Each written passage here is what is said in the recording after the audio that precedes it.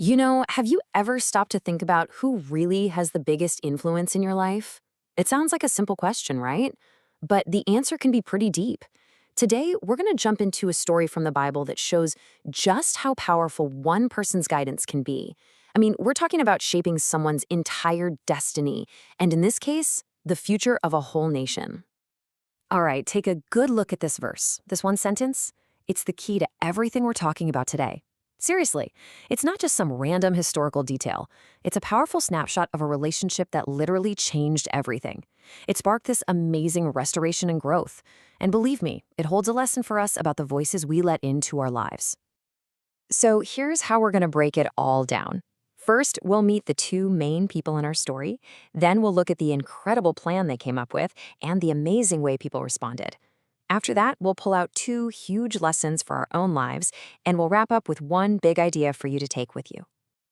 Okay, let's set the stage. We're heading back to ancient Judah to really get a feel for what was going on. Who were these two people at the center of this incredible transformation? First, you've got King Joash, and get this, he was only 7 years old when he became king. Can you even imagine that? The pressure on a little kid? It's why having a good mentor wasn't just helpful, it was absolutely essential. And that mentor was Jehoiada. He was the chief priest, so he was more than just some royal advisor. He was the spiritual rock for the young king. You can just picture him as this steady, godly influence who really cared about the heart of the nation. And boy, did they have a mess on their hands. The temple, the very center of their worship, was a wreck. It had been trashed by followers of the wicked Athaliah, and its sacred items were being used to worship false gods. It was a spiritual disaster, and that's what Joash and Jehoiada were up against. So you've got this child king and his wise mentor looking at a ruined temple. What do? Well, let's see how they took this massive problem and turned it into a clear, step-by-step plan. Joash didn't just sit around and hope for things to get better. He made a plan, and it was brilliant. First, he told the priests to collect the annual temple tax, but, things were moving a little slow. So he pivoted. He set up this big collection chest right at the temple gate where everyone could see it. Then he put out the word across the whole nation, inviting people to give. The money that came in, it went straight to the people who knew what they were doing, the masons, the carpenters, the metalworkers, and they stayed on top of it until the temple was totally restored and even reinforced. It was just a masterclass in how to get things done. Now, any leader knows you can have the best plan in the world, but it all comes down to the people, right?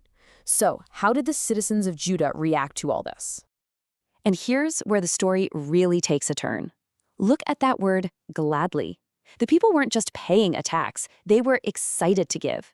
This wasn't about obligation. It was a joyful, willing outpouring from their hearts. And that's so important because it shows that real change happens when people share a passion, not just a duty. And the result was just, wow. The people gave so much that they had to empty the chest over and over again just to make more room. It funded the entire restoration from top to bottom.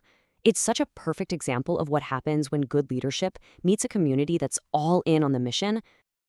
Okay, that's a great story from the Bible, but what about us? What does it mean for you and me right here, right now? Let's switch gears and pull out two timeless lessons from this. Really think about it. How does this partnership between a young, moldable king and his wise, godly mentor give us clues for how we should live our own lives?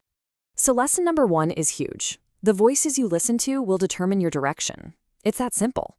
Joash's good reign was completely tied to Jehoiada's good advice. For us, it's the same.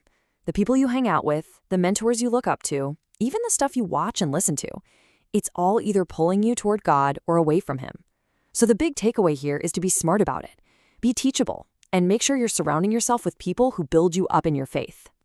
And the second lesson is all about how we jump in. That temple wasn't rebuilt because people were forced to help. It was rebuilt because they were happy to help. And that tells us something really important about how God works. His plans move forward because of people with willing hearts. And giving isn't just about money. It's about giving your time, your energy, your talents. So the question we should all be asking is, okay, how can I use what I have to joyfully build God's kingdom today? So we've gone through the whole story, the leaders, the plan, the amazing response, and what we can learn from it. But if you're going to remember just one thing, what should it be? Let's boil it all down. It really comes down to this simple but powerful idea. First, be like Joash. Be wise enough to let godly people and God Himself influence you. Be open, be teachable. But then, don't just stop there. Be like Jehoiada too. Take all that good stuff you've received and become a positive influence for someone else. So the real question this story leaves us with is this: who are you letting shape you, and whose life are you helping to shape?